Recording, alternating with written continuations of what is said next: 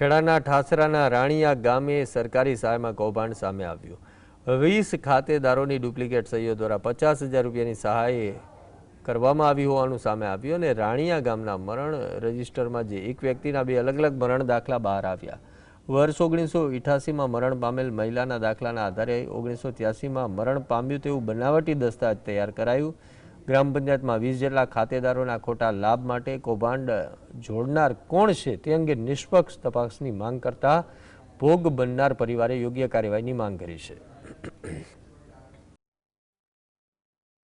કોઈ વ્યક્તિએ આ કાર્ય કરી અને અમારી સંયુક્ત જે જમીન આવતી હતી એ જમીનના જે પૈસા બી આવતા હતા એ કોઈ ઉપાડી પોતાનું ફોર્મ ભરી પોતાના ખાતામાં લઈ લીધેલા।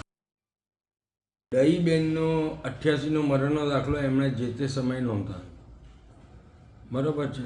પછી એ લોકો હુકમ લઈને આવ્યા અમારી પાસે, મામલતદાર સાહેબનો હુકમ 16/6/2025નો છે અને હુકમ નંબર છે 26/2024। દહીબેન